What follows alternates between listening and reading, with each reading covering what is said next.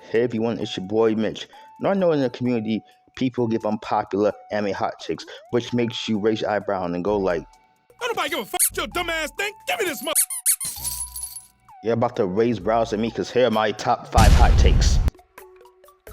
Pucci's goal wasn't actually bad, he just wanted to achieve heaven and made an alternate universe in doing so. Now, the way he achieved it, was it messed up? Yes, a lot of bloodshed and a lot of dead Joestars on the way. But it was a noble goal. Second, this man has been the most stupidest Joestar villain I've ever seen in my life. As cunning as he is, he made one mistake. Why would you do a convoluted plot to get Jolene framed for murder just so you can get the information from Jotaro for how to achieve heaven? Bro, you could have just took all their stands away and just did it. There would have been no threat. Because getting Jotaro to come into prison indirectly caused many of Jolene's accomplices and herself to have stands, which made your job a whole lot harder. Pucci, I'm taking your black and your anime villain card. Pass it up right now. One of the most mind-boggling things in anime is that characters announce their attacks. Do you think me as a villain would stand there for 5 syllables for you to say Kamehameha? Yeah, I'm just shoot you with a death beam. That'll save me the trouble. At least in JJK, they say the attack as it's hitting you, okay? Before Gojo even says the word infinity, you're already stuck in the infinite cycle of information. And then what gets me is when they do a move they never did before and then come up with a name for it. On the spot at an inopportune moment of life and death. My anxiety would be going through the roof at that point. Lastly, you're telegraphing me your attack the moment you say Detroit Smash. I'm moving to the left and giving you a roundhouse kick. If I learned anything watching anime, it's that people who don't name their attacks happen to be the most dangerous. Toji is a prime example of this.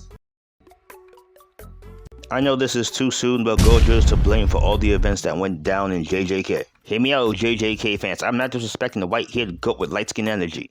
He did convince Geto to kill those humans that killed Rika. Did those Star Vessel Association members deserve to be killed? Hell yeah! But Geto was not in the right mental space. This man went in a downward spiral, even questioning his duty as a jujitsu sorcerer. And I can't blame him because when the spirits you absorb taste like crap and old, dirty, wrung out raps to clean out waste, your life sucks. Gojo, I know you were doing your best, but man, you do not give any life advice to nobody else because they turned into straight villains. If Geto didn't turn evil, you wouldn't have had to kill him. If he wasn't dead, Kenjaku wouldn't have taken over his body. There would be no calling games, and Sukuna probably wouldn't be a thing. These anime heroes are acting more like the villains. You got people like Kenpachi and Nobara taking pleasure in killing people. And don't get me started with Gojo. He snatched Hanami's eyes out for kicks and giggles. Why are you doing this late? You're supposed to be the good guys. I stand by this. The Curse Punpei thinks and JJK did not deserve what they got. They just went to do a simple snatch and grab for Kenjaku. That was it. But Nobara, Kenpachi, and Gojo do not compare to the savagery of Alucard from Hellsing. In the name of Queen and Country and Sir Integra, he slaughtered vampires and humans alike with a smile on his face. And this walking demon is supposed to be the good guy. No way, this man's a good guy. He blew off Luke's legs, let this man have hope to climb up the steps, and then turned him into a puppy child with a wicked grin on his face. If I met any of these menaces in public, I am instantly dropping a deuce on myself and I'm crying in the fetal position. Let's be real, as anime fans, we only like characters when they're strong. If they're weak, we don't give them the time of day, although they might have good character development. Because these characters taking the most L's are probably the most interesting.